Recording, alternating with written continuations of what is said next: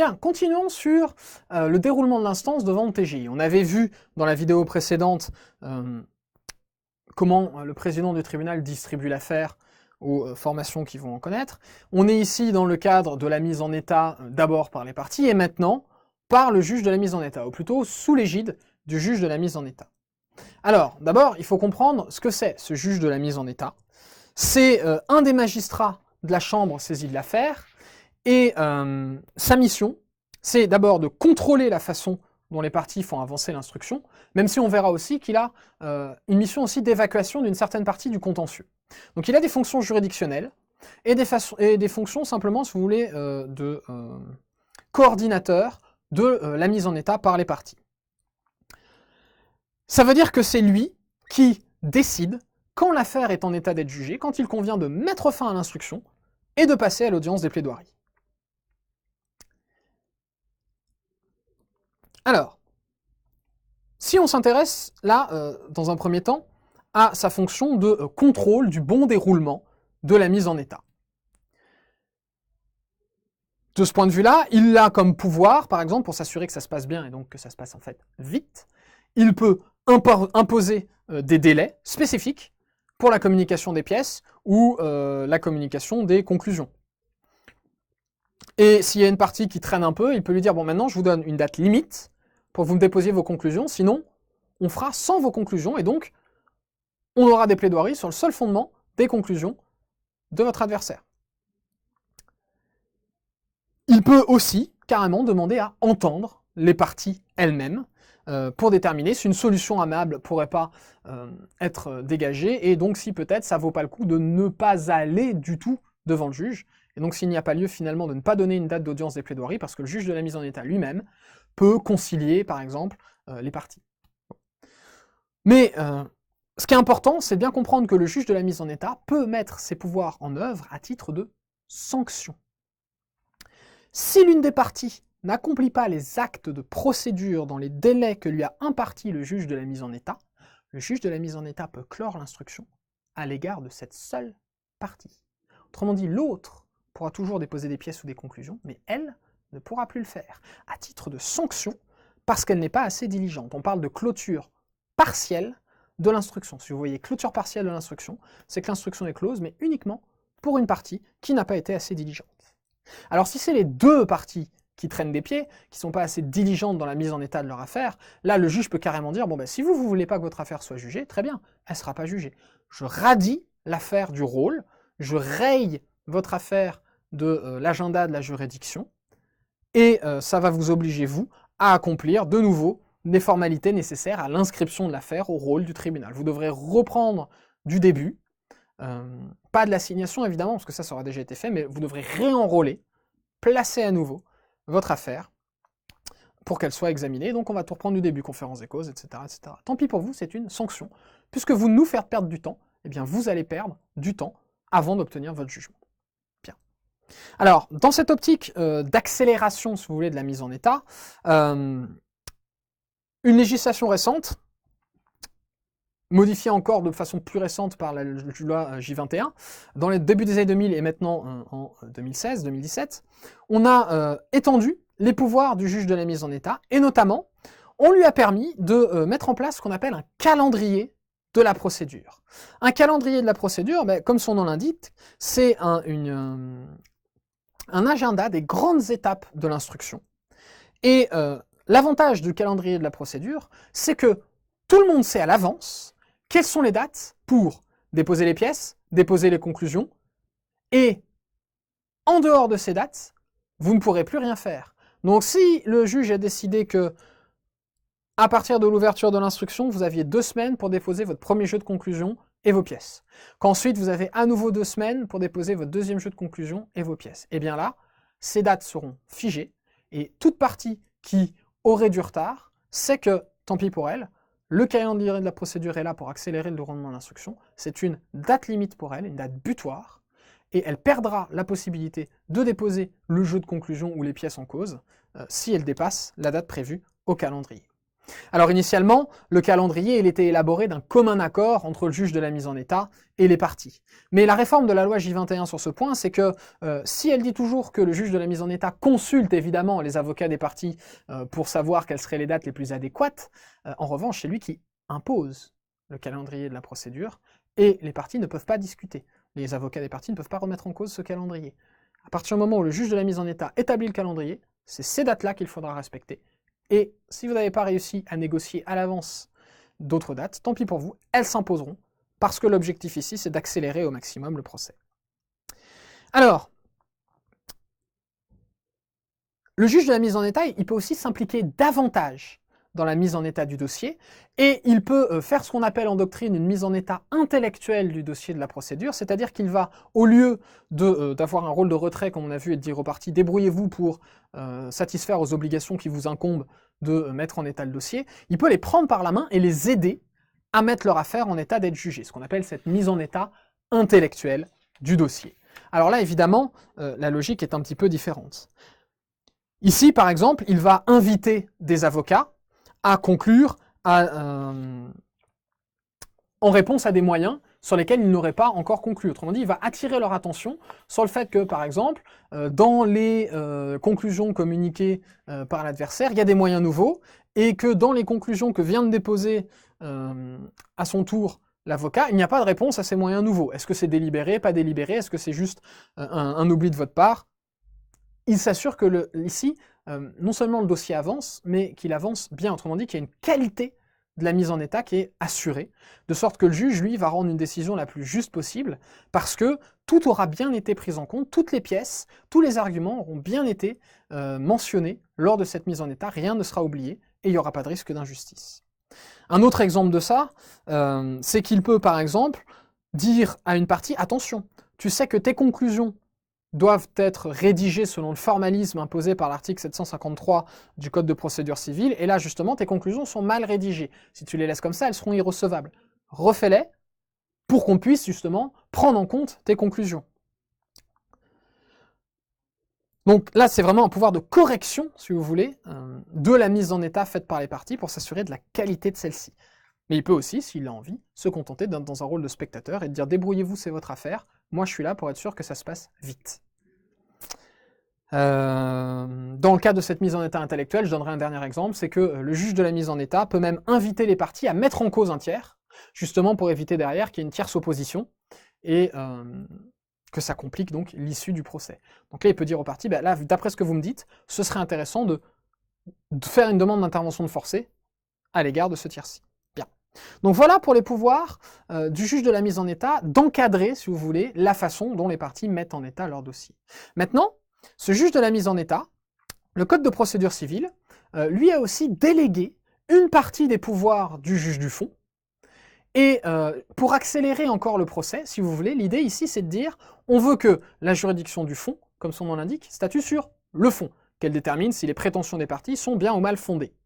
On va donc évacuer tout le contentieux périphérique qui ferait obstacle à ce jugement sur le fond à l'avance. Pourquoi? Parce que s'il y a par exemple des arguments relatifs à l'incompétence, ou des arguments relatifs à la nullité d'acte de procédure, ou s'il y a en tout cas une impossibilité pour le juge de statuer sur le fond, ben ça sert à rien de saisir le juge du fond pour lui faire dire ben en fait je ne peux pas statuer sur le fond. Donc on va évacuer tout ce contentieux périphérique en le confiant au juge de la mise en état.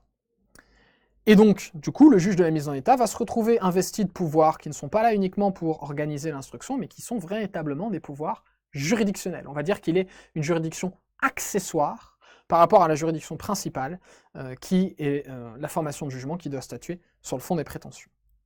Alors, au titre de ces pouvoirs juridictionnels, le juge de la mise en état, il peut statuer sur certains incidents particuliers, donc tout ce qui est communication, production de pièces, qu'on a vu précédemment, eh bien c'est le juge de la mise en état qui va se prononcer là-dessus. C'est lui qui va ordonner la production forcée d'une pièce, c'est lui qui va enjoindre à une partie qui traîne un peu de communiquer ses pièces à son adversaire. Il va aussi pouvoir constater l'extinction de l'instance. On verra les causes d'extinction de l'instance plus tard, mais il va pouvoir dire « Ah, là, il y a une cause qui fait que votre instance est éteinte, on ne pourra jamais aller au jugement, il faut accomplir certaines formalités ou reprendre l'instance du début pour qu'on aille jusqu'à l'audience des plaidoiries. Le juge de la mise en état, il peut aussi ordonner des mesures d'instruction. Dans le cadre de cette mise en état intellectuelle, s'il se rend compte lui-même qu'il y a des éléments qui mériteraient des éclaircissements, mais que les parties ne semblent pas s'en être rendu compte, ben lui-même peut prendre l'initiative d'ordonner une mesure d'instruction. Il peut nommer un expert, il peut nommer un technicien, il peut lui-même prendre l'initiative d'aller interroger les parties ou d'entendre des tiers. Bref, toute mesure d'instruction peut être prise par le juge de la mise en état lors de la phase de mise en état. Bien. Et ce qui est important, c'est que ces pouvoirs juridictionnels, il les exerce de façon exclusive, c'est-à-dire que lui seul pourra statuer sur certaines questions, et pas le juge du fond. Alors, les points sur lesquels le juge de la mise en état a une compétence exclusive, ils sont énumérés par l'article 771 du Code de procédure civile, c'est un article très important. On vous dit que le juge de la mise en état a compétence exclusive pour statuer sur les exceptions de procédure, c'est-à-dire que si votre moyen de défense, c'est de dire que le juge est incompétent, ou de dire qu'un acte de procédure est nul, eh bien vous devez impérativement avoir soumis cet argument au juge de la mise en état, c'est lui qui va trancher la question, le juge du fond ne pourra pas connaître de l'exception d'incompétence que vous pourriez soulever. D'accord ? Exception d'incompétence, exception de nullité, exception de litispendance, de la compétence exclusive du juge de la mise en état. Mais la Cour de cassation a dit, le texte dit exception de procédure, ça veut dire pas les fins de non-recevoir. Et donc une fin de non-recevoir, tirée du défaut de droit d'action ou de la prescription, vous pouvez aussi bien l'invoquer devant le juge de la mise en état que devant la juridiction du fond. Pas de compétence exclusive sur ce point. Les incidents susceptibles de mettre fin à l'instance, c'est-à-dire une demande de caducité de l'assignation, la constatation de la péremption de l'instance ou un désistement d'instance, on verra ça plus en détail dans la vidéo suivante, eh bien toutes ces questions-là, tous ces incidents d'instance sont aussi de la compétence exclusive du juge de la mise en état. Alors, évidemment, vous verrez dans le fascicule que puisqu'il a une compétence exclusive et que vous ne pouvez pas soumettre ces arguments au juge du fond, il y a un contentieux qui peut avoir lieu sur ces points spécifiques visés par l'article 771. Chaque fois que le juge statue sur l'un de ces points-là, c'est le seul à pouvoir le faire, mais du coup, vous pouvez attaquer devant la cour d'appel la décision du juge de la mise en état sur ces points. Ok, voilà pour la mise en état encadrée ou, le cas échéant, par les points de la mise en état qui vont être jugés par le juge de la mise en état. Supposons maintenant que le juge de la mise en état ait dit « L'affaire est en état d'être jugée, je clos l'instruction. » Et, corrélativement, je vais donner une date d'audience aux parties. Date d'audience des plaidoiries, c'est-à-dire qu'elles vont argumenter sur le bien fondé de leurs prétentions, mais que plus aucune pièce nouvelle et plus aucune conclusion nouvelle ne sera admise. Alors, comment se passe l'audience des plaidoiries? Est-ce qu'on pose toujours de 4 phases? Ouverture des débats, les plaidoiries en elles-mêmes, observation du ministère public et puis clôture des débats. Alors, bon, ouverture des débats, à la date fixée pour cette audience-ci, par le juge de la mise en état, le président de la chambre du tribunal de grande instance qui doit connaître du litige, va déclarer les débats ouverts. Et attention, à partir de ce moment-là, ce qui est important, c'est que la composition de la juridiction est figée. Autrement dit, tous les membres du tribunal, du moins tous les magistrats du siège qui composent cette chambre du tribunal, doivent assister à tous les débats d'un bout à l'autre. Le moindre changement dans la composition, parce qu'il y a un juge qui meurt ou un juge qui est malade et qui ne peut pas suivre la procédure, eh bien ça oblige à reprendre des débats de zéro. Article 444 du Code de procédure civile. Mais, réciproquement, pour éviter de ralentir trop la procédure, ou de faire annuler des procès pour des arguments un petit peu de pure forme, eh bien le Code prévoit que si ce que vous reprochez au jugement, c'est qu'il a été rendu par des juges qui n'ont pas assisté à tous les débats, donc il y a eu violation de l'article 444, eh bien cet argument, tiré de l'irrégularité de la composition du tribunal, il doit impérativement être soulevé avant la clôture des débats, à peine d'irrecevabilité. Autrement dit, dès que vous vous apercevez qu'il y a un problème dans la composition de la juridiction à l'occasion d'un débat du premier ou du second ou du troisième jour de débat, peu importe, c'est dès ce moment-là que vous devez soulever l'argument. Sinon, vous perdez le droit de l'invoquer. Et l'irrégularité est couverte. Alors, comment ça se passe après concrètement? Eh bien, le président de la juridiction va d'abord, s'il y a eu mise en état par le juge de la mise en état, dire à ce juge, quelles sont tes observations à faire sur le dossier dans cette affaire? Et ensuite, il va inviter les parties à formuler elles-mêmes oralement leurs prétentions, et c'est ça qui marque l'entrée dans la deuxième phase de l'instance. Donc, le juge va faire son rapport sur le dossier, les parties vont ensuite s'exprimer dans le cadre de leur plaidoirie. Alors, les plaidoiries, elles, ont lieu en principe oralement. Autant les conclusions que vous déposez doivent être écrites, autant, une fois qu'on est à l'audience, le but c'est de plaider, donc de s'exprimer oralement pour argumenter sur ses prétentions. Alors, simplement, on se rend compte aujourd'hui qu'en pratique, la plupart du temps, les parties elles-mêmes ne viennent pas, donc c'est directement leur avocat qui se charge des plaidoiries, et les avocats eux-mêmes parfois ne viennent pas, et donc demandent la permission au juge de plaider par écrit, en fait. Ce qui est un peu contradictoire, mais bon. Dans ce cas-là, ce qui se passe, c'est que il y a simplement le rapporteur qui est là. On a les plaidoiries écrites qui sont en fait la reprise des conclusions des parties, et l'affaire se déroule sans personne. A l'inverse, si les plaidoiries ont lieu, donc si on reste sur notre schéma qui est censé être le schéma modèle de débats oraux sur l'affaire, et bien dans ce cas-là, il y a un ordre à respecter. La parole est donnée en premier au demandeur et ensuite en dernier au défendeur, et toujours comme ça. Article 440 du Code.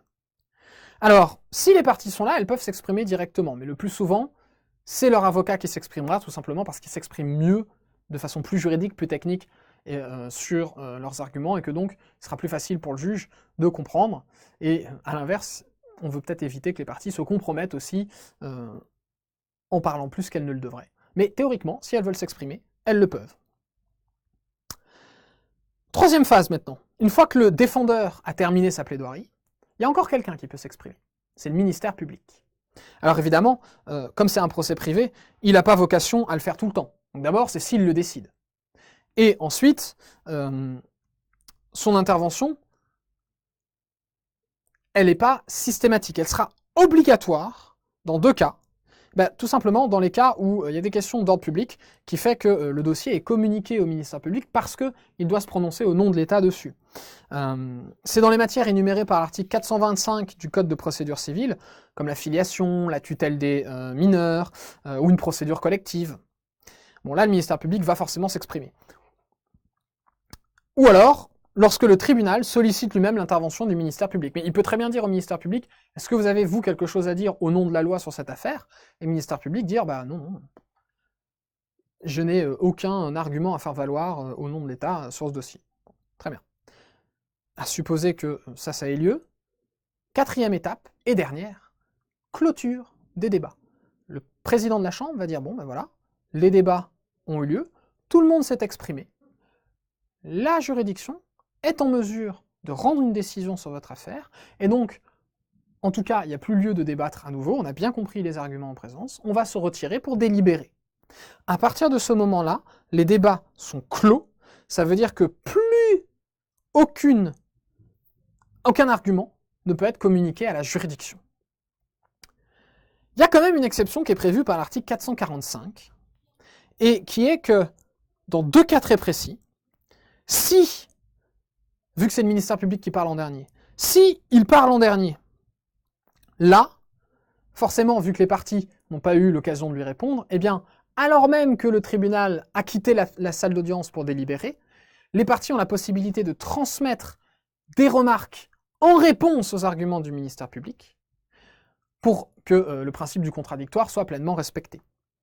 Le deuxième cas où vous pouvez transmettre un argument à la juridiction alors qu'elle s'est retirée pour délibérer, c'est le cas où c'est la juridiction elle-même qui vous le demande, parce que pendant qu'ils sont en train de délibérer et de réfléchir de la façon dont il convient de trancher l'affaire, les juges se disent « Ah mais en fait, on pensait que c'était bon, on avait tout compris, mais il y a un point de fait ou un point de droit invoqué par les parties qui est un peu bizarre.